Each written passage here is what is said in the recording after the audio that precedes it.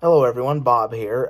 Today is April the 15th, which means 108 years ago, in the overnight hours, the RMS Titanic sank. And so I would like to talk about the film A Night to Remember, directed by Roy Ward Baker.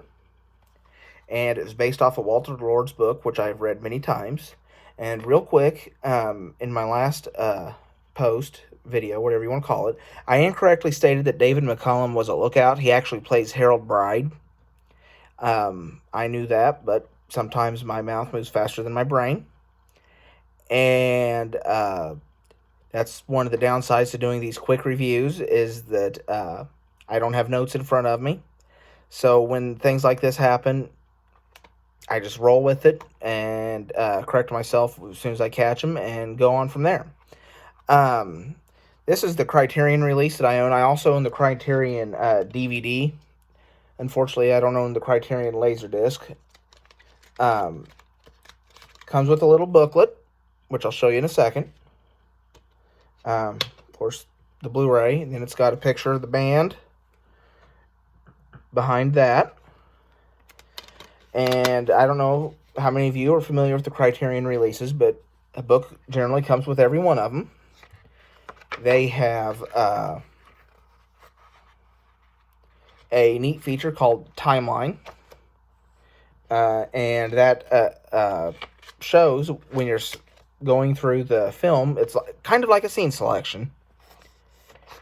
And as you go through, it not only tells you what's going on in the scene you're picking, but it also tells you what's going on like in the commentary tracks that are on the disc as well.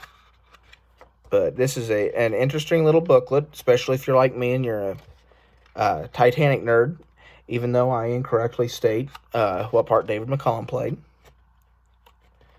But this movie came out in 1958, and at the time, it was the most expensive British film made. Kind of funny because at the time James Cameron's movie came out, it was the most expensive movie ever made. Must be something about that. The film starts off with the ship launching, which isn't actual footage of Titanic. If you look closely, it's actually the Queen Mary. And that happens a lot in this movie. You see a lot of the ships they pass off as being the Titanic or other ships from around the same period that there's a lot more footage of. Of course, as most of us know, Titanic had a very short life, so the footage of it is actually very few and far between. There's a lot of footage that claims to be it, but it's actually the sister ship, the Olympic. The film starts off after the launch. You have a scene with Kenneth More where he reads an article about the Titanic in a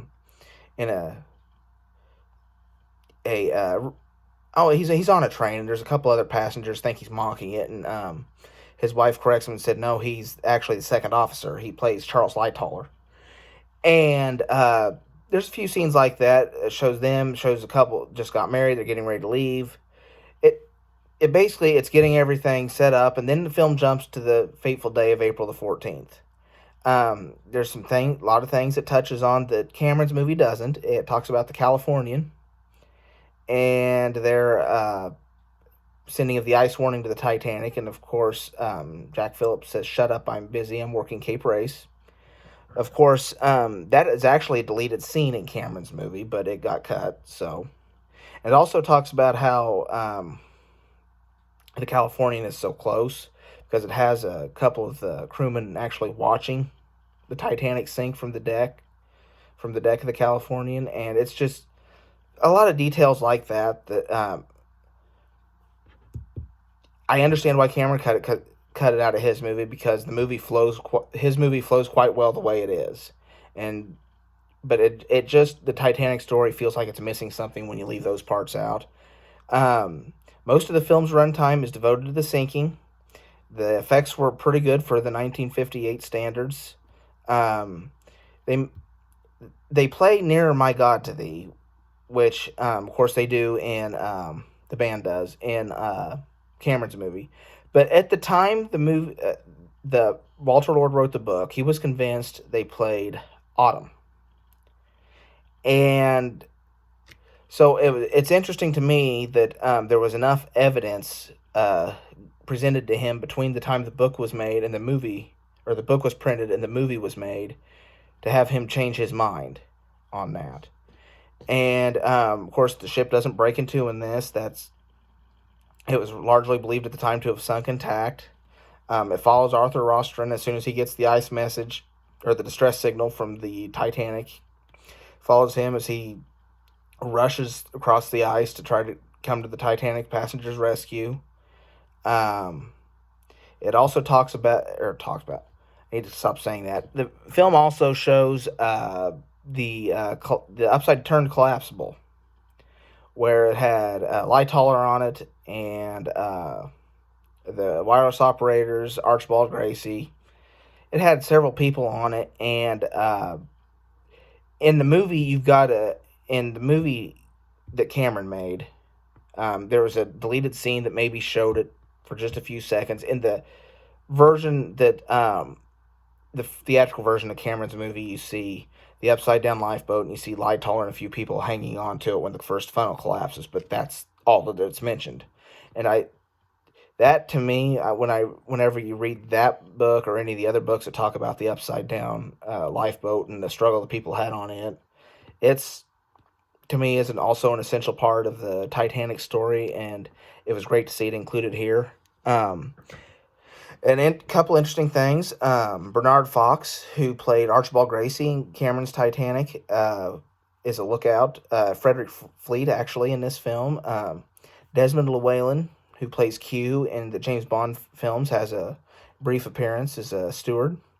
Jeremy Bulloch, who played Boba Fett in the original Star Wars trilogy. Sean Connery is a steerage passenger, which is kind of funny because Connery, Honor Blackman, who plays Pussy Galore and Goldfinger, and Q are all in Goldfinger.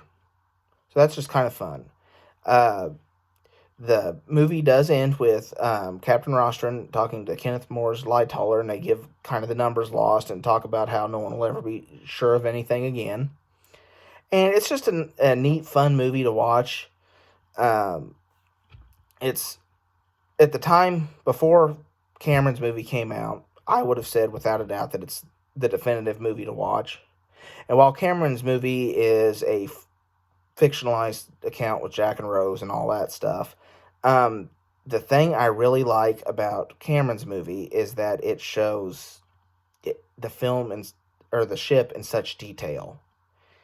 And granted, they had limitations to what they could do back then, but that's one thing that would make me steer towards the newer movie over this one. But this one is it's one of my go-to movies that I watch every anniversary of the sinking, or close to it.